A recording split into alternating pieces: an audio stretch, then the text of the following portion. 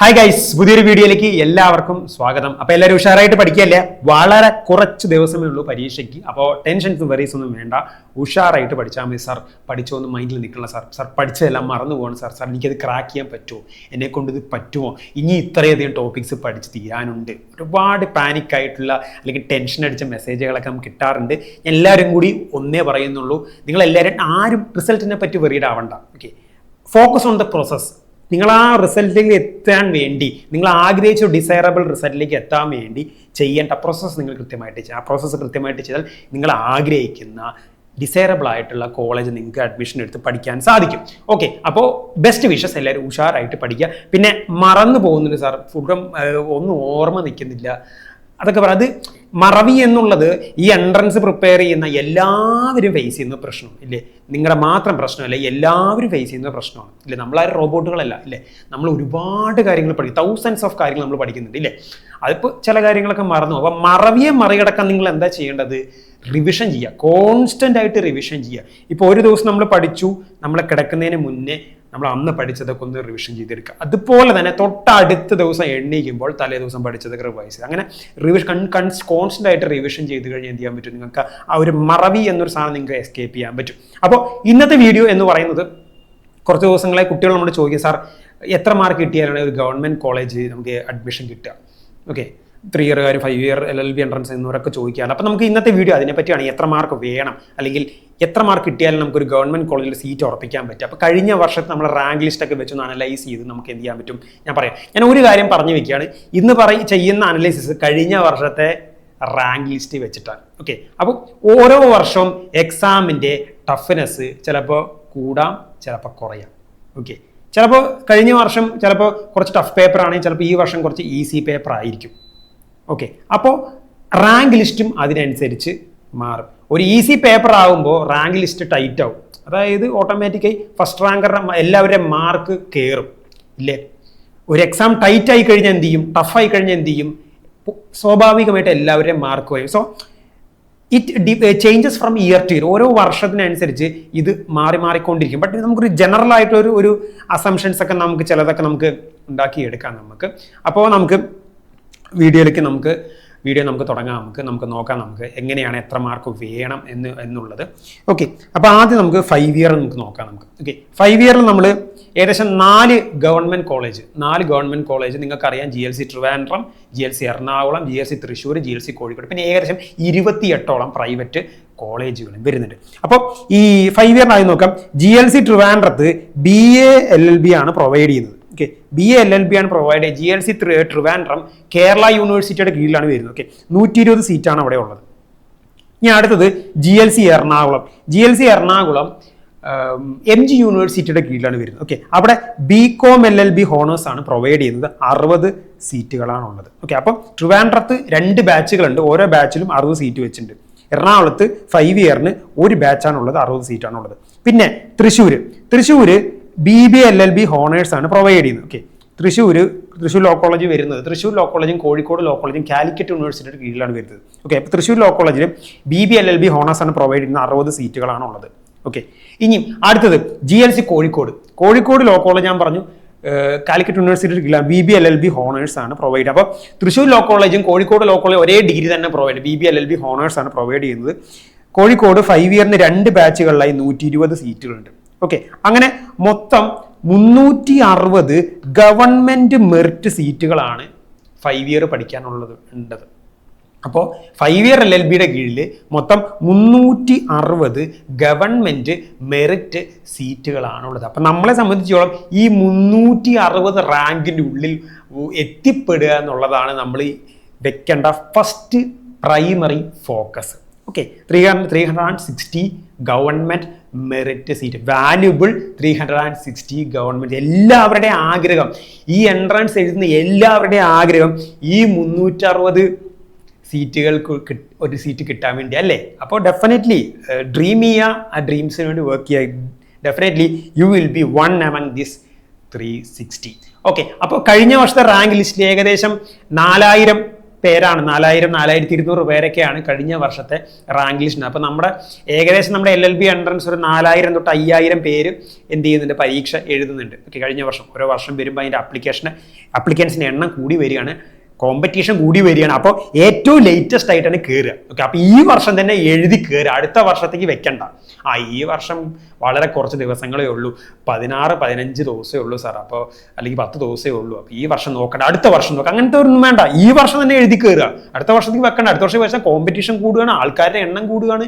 Okay, government കോളേജുകളുടെ എണ്ണമൊന്നും കൂടുന്നൊന്നുമില്ല. ഗവൺമെന്റ് കോളേജുകൾ എന്ത് ചെയ്യുന്നുണ്ട്, 4 എണ്ണമായിട്ട് ഇപ്പോൾ തന്നെ അങ്ങനെ തന്നെ നിൽക്കുന്നുണ്ട്. ഓക്കെ, പ്രൈവറ്റ് കോളേജുകൾ പിന്നെ ഒരു 28ഓളം പ്രൈവറ്റ് കോളേജ്, കഴിഞ്ഞ വർഷം ഏകദേശം 3-4 പുതിയ പ്രൈവറ്റ് കോളേജുകൾ വന്നിട്ടുണ്ട്. സോ എല്ലാവരും ആഗ്രഹിക്കുന്നത് ഈ ഗവൺമെന്റ് കോളേജിൽ പഠിക്കാൻ തന്നെയല്ലേ. ഗവൺമെന്റ് കോളേജിൽ പഠിക്കുന്നതിൻ്റെ ഒരു ഫീല് വേറെ തന്നെ അല്ലേ. നല്ല കഷ്ടപ്പെട്ട് അധ്വാനിച്ച് മെറിറ്റിൽ വന്നവനാടാ എന്ന് നമുക്ക് പറയാം. നമുക്ക് മെറിറ്റിൽ കയറി നല്ല അന്തസ്സായിട്ട് നമുക്ക് എന്ത് ചെയ്യാം, നല്ല ഫ്രീഡത്തോടെ നമുക്കൊരു ഗവൺമെന്റ് കോളേജിൽ LLB പഠിക്കാം. ഓക്കെ, അപ്പം നമുക്ക് 360 മെറിറ്റ് സീറ്റുകളാണ് നമ്മുടെ 5 ഇയർ LLBയുടെ കീഴിലുള്ളത്. അപ്പോൾ ഈ 5 ഇയർ LLB എഴുതണമെങ്കിലുള്ള ബേസിക് ക്വാളിഫിക്കേഷൻ എന്ന് പറയുന്നത് +2 ആണ്. അപ്പോൾ +2 കഴിഞ്ഞ ഏതൊരു വ്യക്തിക്കും 5 ഇയർ LLB എന്ത് ചെയ്യാൻ പറ്റും, എഴുതാൻ സാധിക്കും. ഇനി +2 ഇത്ര ശതമാനം മാർക്ക് വേണം അങ്ങനെയൊന്നും വേണ്ട. +2 മിനിമം പെർസെൻറ്റേജ് മാർക്ക്, ഇപ്പോൾ SC ST കാൻഡിഡേറ്റ്സ് ആണെങ്കിൽ +2 40% മാർക്ക്, OBC കാൻഡിഡേറ്റ്സ് ആണെങ്കിൽ +2 42% മാർക്ക്, ജനറൽ കാൻഡിഡേറ്റ്സ് ആണെങ്കിൽ +2 45% മാർക്ക്. ഇത്ര ഉണ്ടെങ്കിൽ നമുക്ക് എഴുതാൻ പറ്റും. നമുക്ക് പിന്നെ ഏജ് ക്രൈറ്റീരിയ ഇല്ല. അപ്പം നിലവിൽ ഏജ് ബാർ ഇല്ല, ഏതൊരു പ്രായമുള്ള ആൾക്കും 5 ഇയർ LLB എഴുതാം. ഓക്കെ, ഏതൊരു പ്രായമുള്ള ഒരു വ്യക്തിക്ക് എന്ത് ചെയ്യാൻ പറ്റും, 5 ഇയർ LLB എഴുതാം. ഏജ് ബാർ നിലവിൽ ഇല്ല. ഓക്കെ, അപ്പം നമുക്ക് ഇനിയും RECLI 2024 കഴിഞ്ഞ വർഷത്തെ റാങ്ക് ലിസ്റ്റ് നമുക്കൊന്ന് പരിശോധിക്കാം. എത്രയൊക്കെ മാർക്ക് വേണം ഒരു ഗവൺമെന്റ് കോളേജിൽ കയറാൻ എന്നുള്ള കാര്യങ്ങൾ നമുക്ക് നോക്കാം. നമുക്ക് കഴിഞ്ഞ വർഷത്തെ RECLI 2024 റാങ്ക് ലിസ്റ്റാണ്. റാങ്ക് ലിസ്റ്റ് അനലൈസ് ചെയ്തപ്പോൾ എനിക്ക് കിട്ടിയ കുറച്ച് ഡാറ്റ നിങ്ങളുടെ അടുത്ത് ഞാൻ ഷെയർ ചെയ്യാം. ഓക്കെ, കഴിഞ്ഞ വർഷത്തെ RECLI 2024 ഫസ്റ്റ് റാങ്ക്. അപ്പൊ കഴിഞ്ഞ വർഷം സിലബസ് പുതുക്കിയിട്ടുണ്ടായിരുന്നു. കഴിഞ്ഞതിന്റെ മുന്നത്തെ വർഷം 2023 വരെ 200 ചോദ്യങ്ങളായിരുന്നു ഉണ്ടായിരുന്നത്. കഴിഞ്ഞ വർഷം സിലബസ് പുതുക്കി 120 ചോദ്യങ്ങൾ, അതായത് ടോട്ടൽ 360 മാർക്ക്. ടോട്ടൽ 360 ടോട്ടൽ 360 കഴിഞ്ഞ പ്രാവശ്യത്തെ ഫസ്റ്റ് റാങ്ക് എന്ന് പറയുന്നത് 323 മാർക്കാണ്.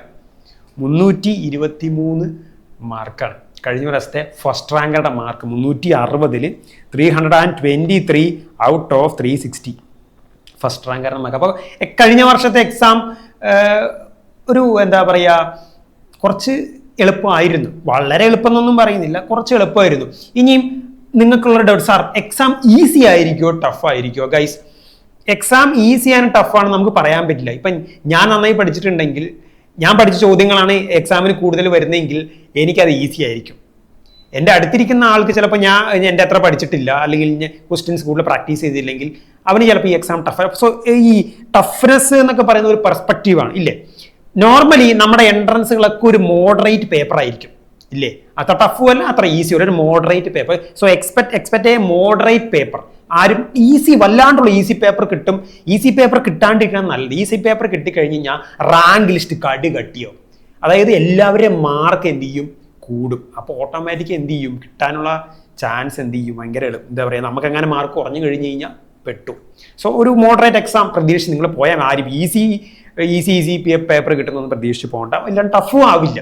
ഓക്കെ, ഫസ്റ്റ് റാങ്കറുടെ മാർക്ക് 323, സെക്കൻഡ് റാങ്കറുടെ മാർക്ക് 319, 10ാമത്തെ റാങ്കുകാരൻ്റെ മാർക്ക് 302. ഓക്കെ, 10ാമത്തെ റാങ്കുകാരൻ്റെ മാർക്ക് 302 മാർക്സാണ്. 100ാമത്തെ റാങ്കുകാരൻ്റെ മാർക്ക് എന്ന് പറയുന്നത് 260 മാർക്കാണ് ഇല്ലേ. നോക്കിയേ, ഫസ്റ്റ് റാങ്കും 100 റാങ്കും തമ്മിൽ, അതായത് ഫസ്റ്റ് റാങ്കും 100th റാങ്കും തമ്മിൽ 60 മാർക്കാണ് വ്യത്യാസം. ഫസ്റ്റ് റാങ്കും 100 മാർക്കും തമ്മിൽ 60 മാർക്കാണ് വ്യത്യാസം. ഇനി ആ ഒരു ഗ്യാപ്പ് ഗ്രാജുവലി കുറഞ്ഞു വരും. 100th റാങ്കുകാരൻ്റെ മാർക്ക് എന്ന് പറയുന്നത് 260 ആണ്. 200ാമത് കിടക്കുന്നത് 200th റാങ്കുകാരൻ്റെ മാർക്ക് എന്ന് പറയുന്നത് 245 ആ. അതായത് 15 മാർക്കിന്റെ വ്യത്യാസം കൊണ്ട് 100 മാർക്കിന്റെ വേരിയേഷനാണ് വന്നത് ഇല്ലേ. കണ്ട, അപ്പൊ ഇതെന്താണ്, ഇതൊരു എന്താ പറയാ, ടഫ് സോൺ ആണ്. ഓക്കെ, ഒരു 260 220 ഏരിയ എന്ന് പറയുന്നത് ടഫ് ഏരിയ ആണ്. അവിടെ ഭയങ്കര കടുകട്ടി കോമ്പറ്റീഷൻ നടക്കുന്നവരാണ്. 260യുടെ മേളിലാണെങ്കിൽ വലിയ കുഴപ്പമില്ല. ഓക്കെ, 100th റാങ്കുകാരന്റെ മാർക്ക് 260 200ാമത് കിടക്കുന്ന റാങ്കുകാരന്റെ മാർക്ക് 245 15 മാർക്കിന്റെ വ്യത്യാസമുള്ളൂ. സോ നമ്മളെ സംബന്ധിച്ചോളം നമുക്കറിയാം 120 ചോദ്യങ്ങൾ, ഒരു ചോദ്യത്തിന് 3 മാർക്ക്, അങ്ങനെ ടോട്ടൽ 360 മാർക്ക് വരുന്നത്. സോ ഗൈസ്, നിങ്ങളൊരു 90 കറക്റ്റ് ആൻസേഴ്സ്, ഓക്കെ, ഞാൻ പറയുന്നത് ഒരു ആപ്റ്റ്, എന്താ പറയുക, ഒരു അപ്രോക്സിമേറ്റ് ആണ് പറയുന്നത്. ഇങ്ങനെ തന്നെ ആവണം എന്നൊന്നും ഞാൻ ഇവിടെ പറയുന്നില്ല. ഒരു അപ്രോക്സിമേറ്റ് ഫിഗർ, നിങ്ങളൊരു 90 എണ്ണം കറക്റ്റ് ആക്കാൻ എയിം ചെയ്ത് പൊക്കോ. 90 എണ്ണം കറക്റ്റ് ആകുമ്പോൾ എന്തായി, 270 മാർക്കായി. നെഗറ്റീവ് മാർക്സ് ഒക്കെ നിങ്ങൾ ബിലോ 10 അല്ലെങ്കിൽ സിംഗിൾ ഡിജിറ്റ് ഫിഗർ തന്നെ, ഏറ്റവും മിനിമം കുറയ്ക്കാൻ പറ്റും അത്രയും മിനിമം നെഗറ്റീവ് മാർക്സ്. ഒരു ഇത്ര കണക്കൊന്നും ഞാൻ പറയുന്നില്ല. അപ്പോൾ ഒരു 270 മാർക്ക് എയിം ചെയ്ത് നിങ്ങൾ പൊക്കോ. ഒരു 270 മാർക്ക് അല്ലെങ്കിൽ 270 എബവ്, 270ന് എബവ്, 270ന്റെ എബവ് സ്കോർ ചെയ്യാൻ നിങ്ങൾ പൊക്കോ. 270ന്റെ എബവ് സ്കോർ ചെയ്യണമെങ്കിൽ എത്ര കിട്ടും? 90ന്റെ above correct, 90 and more correct answers നിങ്ങൾക്ക് കിട്ടും. ഓക്കെ, അപ്പോൾ ഒരു 90 അല്ലെങ്കിൽ ഒരു 100 കറക്റ്റ് ആൻസേഴ്സ് നിങ്ങൾ എന്ത് ചെയ്യുക, 120ൽ ഒരു 90 100 കറക്റ്റ് ആൻസർ എനിക്ക് സ്കോർ ചെയ്യാൻ പറ്റും, അല്ലെങ്കിൽ 90 അല്ലെങ്കിൽ 100 ക്വസ്റ്റ്യൻസ് ശരിയാക്കി എടുക്കാൻ പറ്റും എന്നുള്ള രീതിയിൽ അത്ര ഇന്റൻസ് പ്രിപ്പറേഷൻ ആയിട്ട് നിങ്ങൾ പോവുക. ഓക്കെ, അപ്പൊ പിന്നെ നിങ്ങൾക്ക് പേടിക്കേണ്ട ആവശ്യമില്ല. You will get A sure government merit അല്ലേ. 270 എന്നൊക്കെ പറയുമ്പോൾ ഒരു സേഫ് സോൺ ആയത് ഉറപ്പ് കിട്ടുന്ന ഉറപ്പ് ഞാൻ പറയില്ല, ചിലപ്പോൾ പറയാൻ പറ്റില്ല. ഇതൊക്കെ ഒരുപാട് ഫാക്ടേഴ്സ് ഉണ്ട്. ബട്ട് 90 to 100 കറക്റ്റ് ആൻസേഴ്സ്, ഒരു 90 അല്ലെങ്കിൽ 100 കറക്റ്റ് ആൻസർ എന്നൊക്കെ പറയുന്നത് നല്ലൊരു സ്കോറിലേക്ക് നിങ്ങൾക്ക് എന്ത് ചെയ്യാൻ പറ്റും, എത്താൻ പറ്റും. നിങ്ങൾക്ക് ഇഷ്ടമുള്ള ഗവൺമെന്റ് കോളേജിൽ നിങ്ങൾക്ക് എന്ത് ചെയ്യാൻ പറ്റും, പഠിക്കാൻ പറ്റും. ഇനി 360 എന്ന് പറഞ്ഞത് പറയാൻ കാരണം, ഗവൺമെന്റ് കോളേജിൽ 5 ഇയറിൽ 360 സീറ്റുകളാണത്. കഴിഞ്ഞ വർഷം 360ാമത്തെ റാങ്കിൽ കിടന്നവന്റെ മാർക്ക് എന്ന് പറയും 228. അപ്പോൾ കഴിഞ്ഞ വർഷം 228 അല്ലെങ്കിൽ 230 മാർക്കിന് കിട്ടിയവരൊക്കെ ഏകദേശമൊക്കെ എല്ലാവരും കയറിയെന്ന് ഞാൻ പറയുന്നില്ല, അതിലും വേറെ കുറെ കാര്യങ്ങളുണ്ട്, വേറെ ഫാക്ടർ. ഒരു 228 230 മാർക്കിന് മേളിൽ കിട്ടിയവരൊക്കെ കഴിഞ്ഞ പ്രാവശ്യം എന്ത് ചെയ്യുന്നുണ്ട്, ഗവൺമെന്റ് കോളേജിൽ എന്ത് ചെയ്യുന്നുണ്ട്, കയറിയിട്ടുണ്ട്. അപ്പോൾ കഴിഞ്ഞ വർഷം 230 എബവ് ആയിരുന്നു ആ ഒരു സ്കോർ, 230 എബവ് ആയിരുന്നു. അപ്പൊ ഇത്തവണ ചിലപ്പോൾ എന്ത് ചെയ്യാൻ പറ്റും, ചിലപ്പോൾ അവിടെ നിൽക്കാം, അല്ലെങ്കിൽ ചിലപ്പോൾ എന്ത് ചെയ്യും, എക്സാം ടഫ് ആകുമ്പോൾ എന്ത് ചെയ്യും, എന്താ പറയുക, മാർക്ക് പിന്നെയും കുറയും. അപ്പൊ ചിലപ്പോൾ എക്സാം കടികെട്ടിയാൽ ചിലപ്പോൾ 180 അല്ലെങ്കിൽ 190 മാർക്ക് മതി ഗവൺമെന്റ് കോളേജിൽ കിട്ടും. ഇനി എക്സാം ഭയങ്കര ഈസി ആവും, അപ്പൊ ചിലപ്പോ 240 250 മിനിമം 260 ഒക്കെ വേണ്ടി വരും നമുക്ക് ഗവൺമെന്റ് കോളേജിൽ കിട്ടാൻ, അല്ലെങ്കിൽ മിനിമം 270 ഒക്കെ വേണ്ടി വരും. ഓക്കെ, ഇറ്റ് ഡിപ്പെൻസ് ഓൺ ആ എങ്ങനെയായിരിക്കും ക്വസ്റ്റ്യൻ പേപ്പർ, എല്ലാവരുടെയും സ്കോർ എങ്ങനെ, മറ്റുള്ളവരുടെ സ്കോർ എങ്ങനെ, അതൊക്കെ അനുസരിച്ചിരിക്കും. ഓക്കെ, അപ്പം 400ാമത് കിടക്കുന്ന റാങ്കുകാരുടെ മാർക്ക് എന്ന് പറയുന്നത് 225. 500ാമത് കിടക്കുന്ന ആൾക്കാരുടെ മാർക്ക് എന്ന് പറയുന്നത് 216. സോ ഗൈസ്, ഈ ഡാറ്റയിലൊന്നും നിങ്ങൾ സ്ട്രെസ്ഡ് ആവണ്ട. ഓക്കെ, ഞാൻ ഇത് പറയാൻ മെയിൻ കാരണം വെച്ചാൽ ജസ്റ്റ് കഴിഞ്ഞ വർഷത്തെ റാങ്ക് ലിസ്റ്റ് ഒന്ന് അനലൈസ് ചെയ്ത് ഒരുപാട് പേര് ചോദിക്കുന്നതുകൊണ്ട് ഞാൻ ജസ്റ്റ് കൺവേ ചെയ്യുന്നുള്ളൂ. സോ ഗൈസ്, ഈ വർഷം പ്രിപ്പയർ ചെയ്യുന്ന ഏതൊരു 5 ഇയർ കുട്ടിയും, ഓക്കെ, 5 ഇയറിലാണ് ഏറ്റവും കൂടുതൽ ആൾക്കാർ എഴുതുന്നത്. ഗ്രേറ്റർ നമ്പർ ഓഫ് അപ്ലിക്കൻസ് 5 ഇയറിനായിരിക്കും. അതുകൊണ്ട് തന്നെ കോമ്പറ്റീഷൻ കടുകട്ടിയായിരിക്കും. ഓക്കെ, അപ്പോൾ യു ഗൈസ് എയിം ഫോർ ഒരു 90 കറക്റ്റ് ആൻസർ. അതായിരിക്കണം 90 അല്ലെങ്കിൽ 90 തൊട്ട് 90ന്റെ above correct answer with minimal negative marks, 90 above correct. അപ്പൊ ആ ഒരു രീതിയിലേക്കുള്ള ഒരു ഇന്റൻസ് പ്രിപ്പറേഷൻ നടത്ത്. ഞാൻ എന്തായാലും 90ന്റെ എബവ് കറക്റ്റ് ആൻസർ ഞാൻ എന്തായാലും വരുത്തും. അപ്പോൾ എന്ത് ചെയ്യാൻ പറ്റും നിങ്ങൾക്ക്? സോറി, ഇനി ഞാൻ വേറൊരു സർക്കംസ്റ്റാൻസ് ഞാൻ പറയാം. ഹരേ ടോക്സ് ലോയിൽ സാറ് പറഞ്ഞു 90ന് മേളിൽ കറക്റ്റ് ആൻസർ വേണം. അപ്പൊ നിങ്ങൾ എക്സാം ഹോളിൽ ഇരിക്കുക, അപ്പൊ എക്സാം കടികട്ടിയാണ്, ഭയങ്കര ടഫാണ്. അപ്പോൾ സാറ് പറഞ്ഞു 90ന്റെ എബവ് വേണം. അപ്പോൾ എന്ത് ചെയ്യും? ടെൻഷനായി നിങ്ങൾക്ക് ആകെ അറിയുന്നത് 60 എണ്ണമാണ്.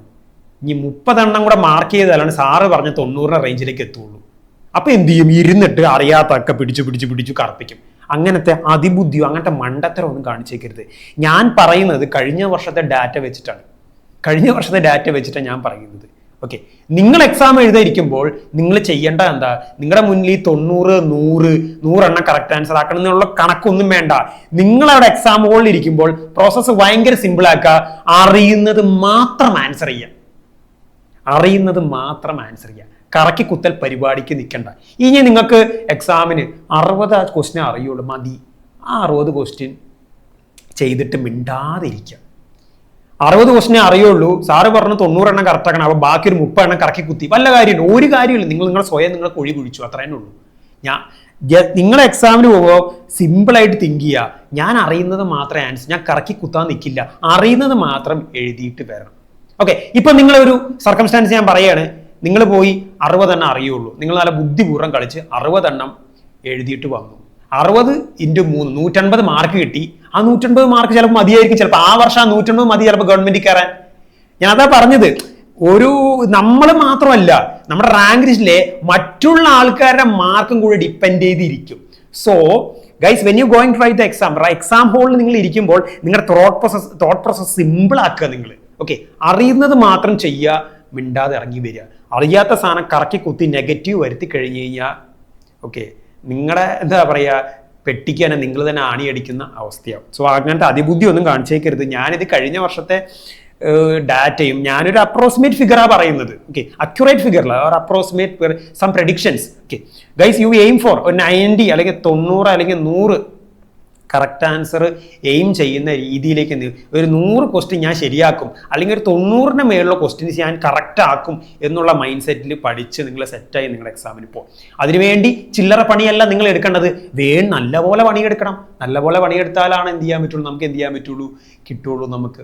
അപ്പോൾ വർക്ക് ചെയ്യും. നിങ്ങളെ കൊണ്ട് എല്ലാവരും, ഈ വീഡിയോ കാണുന്ന എല്ലാവരും എബിലിറ്റി ഉള്ള, ഒരാൾ മോശമുള്ള ആൾക്കാരല്ല, ഇല്ലേ? ഞാൻ പലരായിട്ട് സംസാരിക്കുമ്പോൾ എനിക്ക് തോന്നാറുണ്ട്, സച്ച് ബ്ലസ്ഡ് ആയിട്ടുള്ള, സച്ച് ഏബിൾ ആയിട്ടുള്ള ആൾക്കാരുടെ എനിക്ക് തോന്നാറുണ്ട്, നിങ്ങളെല്ലാവരും എബിലിറ്റി ഉള്ളവരാണ്. നിങ്ങളെല്ലാവരും ഒരു ഗവൺമെൻറ് ലോ കോളേജിൽ കയറാൻ പ്രാപ്തിയുള്ളവർ തന്നെ. ബട്ട് ആ മൈൻഡ് സെറ്റ്, ആ വർക്ക് കറക്റ്റ് ചെയ്താൽ മതി. ഇനി നമുക്ക് 3 ഇയറിനെ നമുക്ക് നോക്കാം. 3 ഇയർ LLBക്ക് GLC Trivandrum, okay, 3 year LLB GLC Trivandrum 66 സീറ്റുകളാണ് ഉള്ളത്. ഓക്കെ, എറണാകുളത്ത് 2 ബാച്ചുകളുണ്ട്, മൊത്തം 131 സീറ്റ് ഉണ്ട്. GLC തൃശ്ശൂർ 2 ബാച്ചുകളിൽ 132 സീറ്റുകളുണ്ട്. കോഴിക്കോട് 2 ബാച്ചുകളിൽ 130. അങ്ങനെ മൊത്തം 3 ഇയറിന് മൊത്തം 461 സീറ്റുകളുണ്ട്. അതായത് 3 ഇയറിന് മൊത്തം 461 ഗവൺമെന്റ് മെറിറ്റ് സീറ്റുകളുണ്ട്. ഓക്കെ, ഗവൺമെന്റ് മെറിറ്റ് സീറ്റുകളുണ്ട്. 3 ഇയറിൽ അപ്ലിക്കൻസിന്റെ എണ്ണം കുറവായിരിക്കും. 5 ഇയറിനെ വെച്ച് കമ്പയർ ചെയ്യുമ്പോൾ അപ്ലിക്കൻസിന്റെ എണ്ണം, പക്ഷേ എഴുതുന്ന ആൾക്കാർ നല്ല ഹൈലി ഇന്റലക്ച്വൽ ആയിട്ടുള്ള, നല്ല എന്താ പറയുക, കഴിവുള്ളവരായി, പ്രത്യേകിച്ച് PSC കാരായിട്ട് കോമ്പീറ്റ് ചെയ്യണം. റിട്ടയർ ചെയ്ത് സർവീസിൽ നിന്ന് LLB എടുക്കാൻ ആഗ്രഹിക്കുന്ന അവർ നല്ല പോലെ സ്റ്റുഡീസ് ആയിരിക്കും, അവരായിട്ട് കോമ്പീറ്റ് ചെയ്യണം. ചെറിയൊരു ക്ലബ്ബ് ഉണ്ടാവുള്ളൂ, പക്ഷെ ആ ക്ലബ്ബായിട്ട് നല്ല കോമ്പറ്റീഷൻ ഉണ്ട്. അപ്പോൾ ഗൈസ്, വ്യക്തമായിട്ട് എന്ത് ചെയ്യുക, പ്രിപ്പയർ ചെയ്തിട്ട് പരീക്ഷ എഴുതാം. അങ്ങനെ മൊത്തം 461 ഗവൺമെന്റ് സീറ്റാണ് നിങ്ങൾക്ക് വേണ്ടി വെയിറ്റ് ചെയ്യുന്നത്. സോ ആ 461 ഒരാളാവാൻ നിങ്ങൾക്ക് പറ്റട്ടെ. ഓക്കെ, അപ്പൊ അതാണ് ഇതിന്റെ സീറ്റ് വിവരമാണ്. പിന്നെ ഞാൻ പറഞ്ഞു, കോളേജ് GLC ട്രിവാൻഡ്രം വരുന്ന കേരള യൂണിവേഴ്സിറ്റി, എറണാകുളം MG യൂണിവേഴ്സിറ്റിയുടെ കീഴിലും, തൃശ്ശൂരും കോഴിക്കോടും കാലിക്കറ്റ് യൂണിവേഴ്സിറ്റിയുടെ കീഴിലും. ഓക്കെ, അപ്പോൾ ഓക്കെ, ഇനി കഴിഞ്ഞ വർഷത്തെ ക്ലീ 2024 3 ഇയറിന്റെ റാങ്ക് ലിസ്റ്റ് നമുക്ക് എന്ത് ചെയ്യാൻ പറ്റും, നമുക്കൊന്ന് പരിശോധിക്കാം. നമുക്ക് എങ്ങനെയാണ് മാർക്ക്, ഫസ്റ്റ് റാങ്കറുടെ മാർക്ക്, ഇങ്ങനെയുള്ള കാര്യങ്ങളൊക്കെ നമുക്ക് നോക്കാം. ഓക്കെ, കഴിഞ്ഞ വർഷം 3 ഇയറിൽ ഫസ്റ്റ് റാങ്കറുടെ മാർക്ക് എന്ന് പറയുന്നത് 311 മാർക്ക്. അപ്പോൾ 311 ഔട്ട് ഓഫ് 360, 360 311 മാർക്കാണ് കഴിഞ്ഞ വർഷം ഫസ്റ്റ് റാങ്കർ. സെക്കൻഡ് റാങ്കറുടെ മാർക്ക് 310. 100ാമത് കിടക്കുന്ന റാങ്കുകാരുടെ മാർക്ക് 244. അതായത് ഫസ്റ്റ് റാങ്കറുടെ മാർക്കും ഈ 100ാമത്തെ റാങ്കുകാരുടെ മാർക്കും തമ്മിൽ ഏകദേശം ഒരു 60-80 റാങ്കിന് വ്യത്യാസമുണ്ട്. നിയർലി 80 റാങ്കിന്റെ 80 മാർക്കിന്റെ വ്യത്യാസമുണ്ട്. ഓക്കെ, ഇനി അത് കുറഞ്ഞു വരും. 100ാമത് കിടക്കുന്ന റാങ്കുകാരന്റെ മാർക്ക് 244, 200ാമത് കിടക്കുന്ന റാങ്കുകാരന്റെ മാർക്ക് എന്ന് പറഞ്ഞ് 225. അതായത് 100ാമത് കിടക്കുന്ന റാങ്കുകാരുടെ മാർക്കും 200ാമത് കിടക്കുന്ന റാങ്കുകാരുടെ മാർക്കും 19 മാർക്കിന്റെ വ്യത്യാസമുള്ളൂ. സോ അവിടെയാണ് കോമ്പറ്റീഷൻ എന്ന് പറയുന്ന സാധനം വർക്കൗട്ട് ചെയ്യുന്നത്.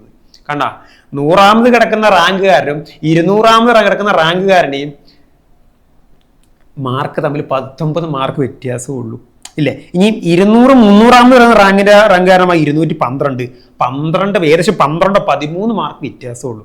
400ാമത് കിടക്കുന്ന റാങ്കുകാരന്റെ മാർക്ക് 202, അതും ഏകദേശം 11 മാർക്ക് വ്യത്യാസമുള്ളൂ. 460 ഗവൺമെന്റ് സീറ്റാണ് ഉള്ളത്.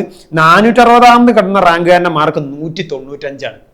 അപ്പൊ കഴിഞ്ഞ വർഷം ഗവൺമെന്റ് ഒരു 195 195 മേളില് മാർക്ക് കിട്ടിയ 3 years അത്യാവശ്യം എല്ലാവരും ഗവൺമെന്റ് കോളേജിൽ കയറിയിട്ടുണ്ട്. അപ്പൊ 195 കഴിഞ്ഞ വർഷം 195 മേളിൽ കിട്ടിയവർ 195 എന്ന് പറയുമ്പോൾ 195 കിട്ടിയവർക്കൊക്കെ എന്ത് കിട്ടുന്നു? 500 കിടക്കുന്ന റാങ്കിന്റെ മാർക്ക് വരെ 191. അപ്പൊ 3 year നേരത്തെ പറഞ്ഞ 5 year പോലെ തന്നെ ഒരു സേഫ് സോൺ, ഒരു ഷുവർ സോൺ ആണെന്ന് പറയാൻ ഉറപ്പിച്ച് പറയുകയാണെങ്കിൽ you guys aim for a 90 above correct answer, 90 above correct ആൻസറിന് വേണ്ടി നിങ്ങൾ വർക്ക് ചെയ്യാം.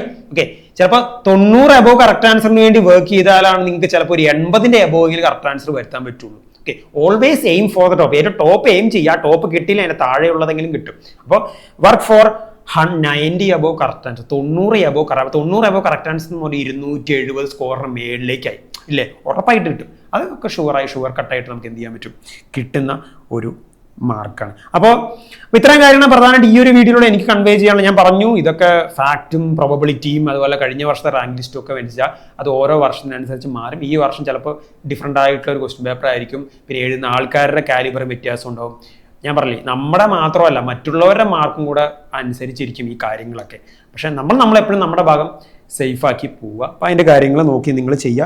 ഇത്രയും കാര്യങ്ങളാണ് പ്രധാനമായിട്ട് ഈ വീഡിയോയിൽ കൺവേ ചെയ്യാൻ ഉദ്ദേശിക്കുന്നത്. അപ്പോൾ ഈ കണക്കുകളും നിങ്ങളെ കുഴപ്പിക്കുകയൊന്നും വേണ്ട. ഇത് ജസ്റ്റ് നിങ്ങൾക്ക് അറിയാൻ വേണ്ടി ജസ്റ്റ് ഇൻഫോർമേറ്റീവ് മാത്രമായിട്ട് കൂട്ടിയാൽ മതി. നിങ്ങളുടെ വർക്ക് സിമ്പിളാക്കുക, തോട്ട് പ്രോസസ്സ് സിമ്പിളാക്കുക, പണിയെടുത്ത് കഴിഞ്ഞാൽ നമുക്ക് നമുക്ക് എന്തായാലും കിട്ടും. അപ്പോൾ ബെസ്റ്റ് വിഷസ്, ഉഷാറായിട്ട് പഠിക്കുക. നമ്മൾ ഇനി കൂടുതൽ കണ്ടൻസ് ഒക്കെ ആയിട്ട് വരുന്നുണ്ട്. അപ്പോൾ കണ്ടന്റ് ഹെൽപ്ഫുൾ ആയി ഉറപ്പായിട്ട് സപ്പോർട്ട്, ലൈക്ക് ചെയ്യുക, നിങ്ങളുടെ ഫ്രണ്ട്സിനൊക്കെ അയച്ചു കൊടുക്കുക.